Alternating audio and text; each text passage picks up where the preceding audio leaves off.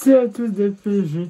On se retrouve pour ce petit débriefing de la troisième journée de Ligue 1 qui opposait le Paris Saint-Germain face à Lille.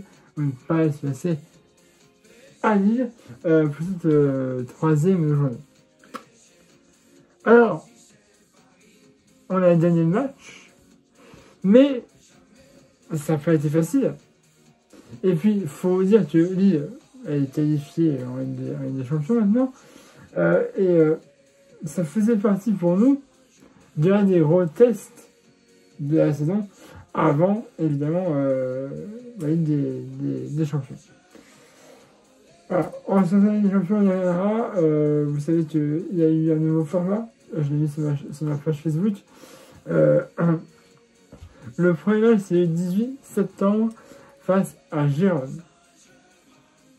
À Lyon. Et en fait, maintenant, c'est un tableau unique. Il n'y a plus de groupe A, B, C, je ne sais pas quoi. On affrontera Gérone, Manchester City, Arsenal, Bayern de Munich, Stuttgart, RB Salzbourg et un autre que j'ai oublié. Bref. On va affronter toutes ces équipes-là. Il y en a qui sont à domicile et il y en a qui sont à l'extérieur. Il n'y a plus de matchs à l'extérieur et à domicile. Genre, par exemple, on affronte Manchester City. On va les affronter à la maison. Mais on ne va pas aller chez eux les affronter à nouveau. Ce sera d'autres équipes. Voilà. C'est un nouveau format. Si vous voulez jouer de suite, vous me dites dans le commentaire et je vous suivrai. Bref. Pas de la parenthèse. Bref, on ne pas laisser à Lille, c'était le premier gros match de la saison pour nous. Donc, il fallait gagner pour redevenir premier, puisqu'il y a eu d'autres matchs avant. Et on a été plus premier au classement, et donc il fallait le redevenir pour cette fin de la troisième journée. Bref, on se trouve pour assez normal. J'ai envie de te dire, voilà, un 4-3-3, voilà.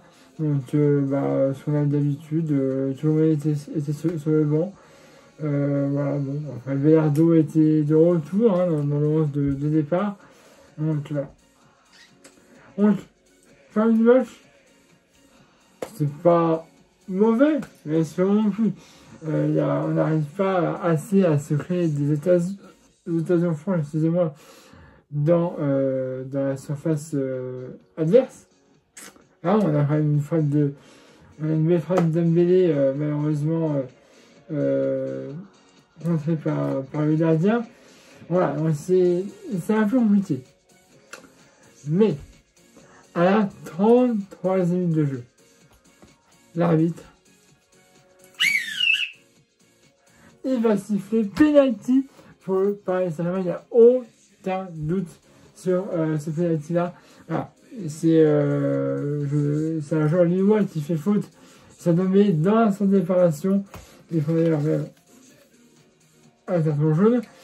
Et voilà. Mais voilà. Il n'y avait aucun doute dessus. Je ne sais plus quel joueur c'est. Alexandro, je crois que c'est. Bref. Voilà. Il fait faute sur Dembélé. Honnêtement, l'arbitre, aucun doute. Il dit une fois de penalty, même pas de. Voilà. Penalty à la 3e minute de jeu. Vitinha. Face à la ça fera 1-0 pour le Paris. C'est un but de Vitinha sur penalty. Le gardien lillois a même pas bougé. Il a fait un petit peu à Neymar, si je peux te dire ça comme ça. Il a fait des petits pas, puis ça a avancé petit à petit. Voilà. Donc tu vois, Lucas Chouin a vu le ballon passer, mais il n'a même pas bougé, il n'a même pas fait un plongeon quoi que ce soit. C'était dans le côté, c'était sur le côté gauche, voilà. Donc voilà. Et le gardien de Lille n'a même pas bougé. Donc 1-0 à la 33e de jeu sur un penalty de Vitinha provoqué par Ousmane Dembélé.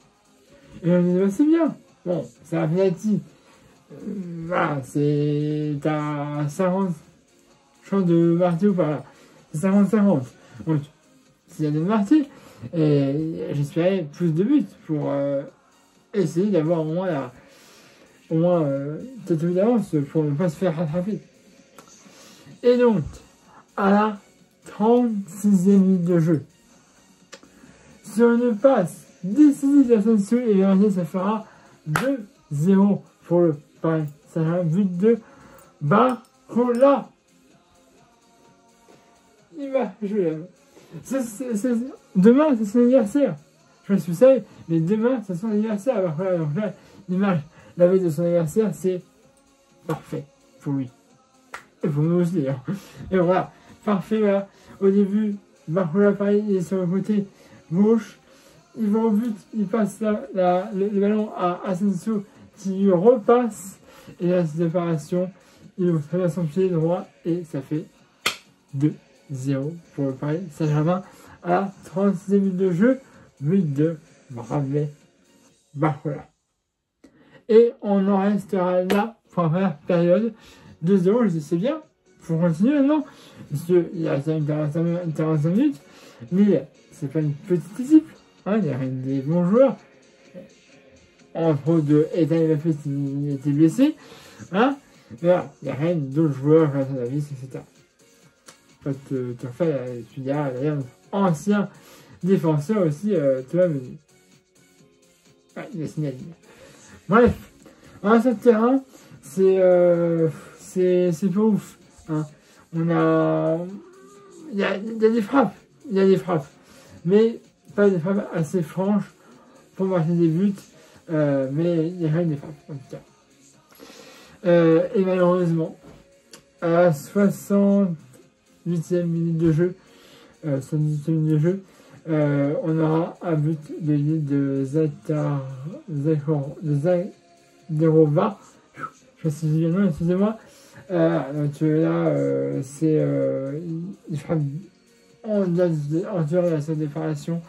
Je sais pas si c'est passé dans notre défense, mais là, on ne peut rien faire sur Radio Photo. Voilà, donc ça fait 2-1, but de Zagrova pour Lille à la 78e minute de jeu. J'ai dit là, les gars, va falloir surprendre parce qu'on mène tout d'un but. Et il y a même eu encore un autre but de Lille après. Heureusement, quand même. On va la barre et l'arbitre direct, il y a un enjeu. Ça nous arrange. Parce que ça aurait fait 2-2 et j'avais pas envie de cette égalité. Voilà. Alors, vraiment, la seconde période, c'est poussif, hein, du côté du Paris Saint-Germain. Il y a eu quelques changements. Barcola qui est sorti. Voilà, donc voilà, c'était poussif. Donc il devait se réveiller.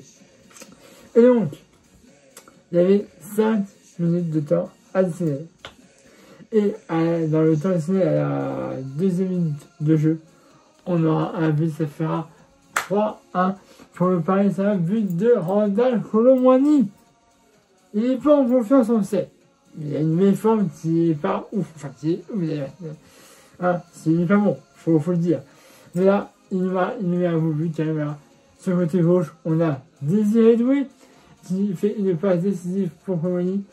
Il saute une tête et ça fait 3-1 pour le Paris Saint-Germain de Randal Colomwani à la tête 20 jours. Enfin bref, dans le temps additionnel.